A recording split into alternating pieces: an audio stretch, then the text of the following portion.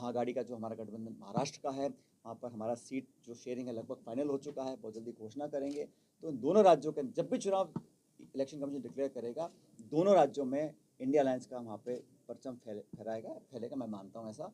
और उपचुनाव के अंदर हमारी पूरी तैयारी है। ये जो भाजपा वाले कहते हैं वन नेशन वन इलेक्शन, ये उपचुनाव और 4 राज्यों के चुनाव साथ में नहीं करा पा रहे हैं, ऐसी परिस्थिति नहीं बना पा रहे हैं कि निर्वाचन आयोग ऐसी घोषणा कर सके। तो कहते कुछ है करते कुछ हैं, ध्यान डाइवर्ट करने के लिए सगुफे छोड़े जाते हैं।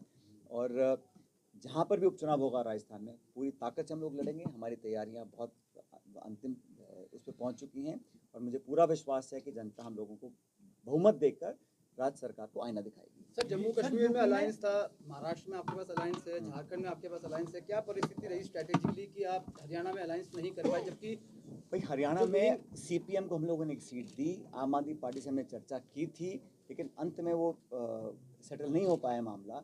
और जम्मू कश्मीर के अंदर भी हमारा अलायंस था, इंडिया अलायंस जो राष्ट्रीय अलायंस है, इंडिया अलायंस पहले की तरह मजबूत है और मजबूत रहेगा, इसमें कोई किसी को शक शुबा नहीं होना चाहिए। कश्मीर में हम लोगों ने अलायंस किया एनसी के साथ, पीडीपी से हम लोग नहीं कर पाए किसी कारणवश। इसी तरह हम लोगों ने सीपीएम से किया, आपसे नहीं हो पाए किसी कारणवश। लेकिन महाराष्ट्र में, झारखंड में हमारा पहले से अलायंस है लोकसभा चुनाव के अंदर। तो इंडिया अलायंस कोई कितनी भी साजिशपूर्ण तरीके से आपस में दरार पैदा करने की कोशिश करे, लेकिन खड़गे साहब, राहुल जी, पूरी कांग्रेस पार्टी और इंडिया अलायंस एकजुट था, एकजुट है और एकजुट रहेगा। और विपक्ष की एकता को देखकर भाजपा में कहीं ना कहीं घबराहट महसूस होती है, क्योंकि जो लोग 300-400 पार की बात करते थे वो आज बैसाखियों पे केंद्र सरकार बनाने में उनको मजबूर होना पड़ा। और हमारा जो अलायंस है, राहुल गांधी जी नेता प्रतिपक्ष बने जब से, उन्होंने सरकार की जवाबदेही तय करी है। लैटरल एंट्री का बिल बीजेपी लेके आई, विड्रॉ करना पड़ा। वक्फ बोर्ड का बिल लेके आई, विड्रॉ करना पड़ा। और हम कास्ट सेंसस की बात करते हैं, करवा के रहेंगे। तो हमारा जो मुद्दे हैं, संवैधानिक संस्थाओं की रक्षा करना, संविधान से छेड़छाड़ ना होना, दलित, आदिवासी, इन हमारे भाई बहनों को कोई नुकसान ना पहुंचे, उनका संरक्षण हो, ये कांग्रेस पार्टी के इंडिया अलायंस के पुराने मुद्दे हैं, उन पर हम कायम रहेंगे। मैंने कहा ना, लिखित में हम लोगों ने बात की है इलेक्शन कमीशन से, और वो उनको निर्वाचन आयोग को जो भी सवाल, सिर्फ कांग्रेस नहीं, कोई भी दल, कोई भी एनजीओ, कोई भी व्यक्ति अगर इलेक्शन कमीशन से कुछ सवाल पूछता है तो उसका संतोषजनक स्पष्टीकरण देना इलेक्शन कमीशन का दायित्व है। क्या कारण है अजमेर में संगठन की संरचना पूर्ण रूप से हो ही नहीं पा रही है, ब्लॉक तक ही सीमित रह पा रहे हैं? ऐसा नहीं है, अभी कमेटी गठित की है, मेरे ख्याल शहर में करी हैं, ग्रामीण में भी लोग करेंगे। और अजमेर, जैसा कि आप जानते हैं, यहाँ पर कांग्रेस पार्टी शुरू से मजबूत रही है और समय समय पर हम नियुक्तियाँ करते रहते हैं। हमारे अग्रिम संगठन भी हैं, यूथ कांग्रेस है, NSUI है, सब लोग मजबूती से काम कर रहे हैं। और जो कुछ भी नियुक्तियाँ बची हैं उसको बहुत जल्द हम लोग कर रहे हैं। पिछले 6 वर्ष से आपका शहर अध्यक्ष समय से आपने अजमेर से दूरी बना रखी है, इसके पीछे कोई खास वजह? ये किसी को कल से में नहीं पालनी चाहिए, क्योंकि अजमेर से मैं यहाँ के लोगों की सेवा कर चुका हूँ 5 साल सांसद के रूप से। यहाँ से जो जुड़ाव है, जो अपनापन है, वो हमेशा रहेगा।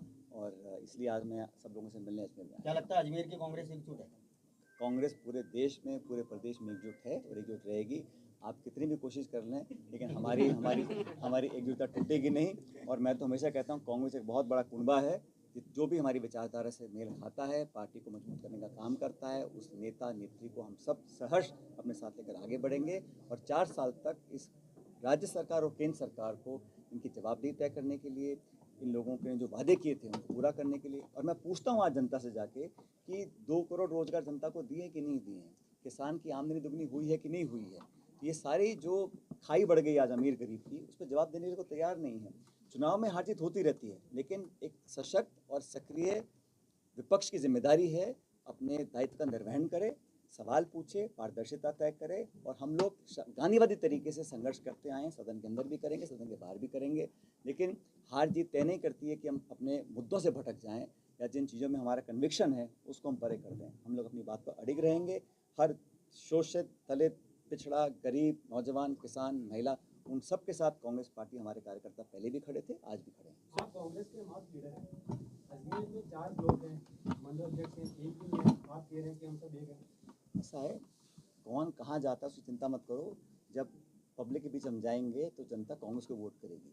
पायलट गुट और शहर अध्यक्ष विजय जैन जी, पायलट गुट कहते हैं और गहलोत गुट कहते हैं। पहले ये बहुत चलता था, अब क्या लगता मैं है इतने ये सालों से फैसला आपको खत्म हो समझा गया? रहा हूँ, आप मेरी बात समझने को तैयार ही नहीं हो कि कांग्रेस में एक ही गुट है, हाँ, वो है खरगे राहुल सोनिया गुट। ठीक है, तो हम हाँ वो हम सब दो पूर्व अध्यक्ष हैं, एक वर्तमान अध्यक्ष है। और और ये तो राजस्थान में भी लागू तो है हर जगह लागू होता है, तो यहाँ पे भी पूरा कुनबा एक है। और कांग्रेस ने देखो विपरीत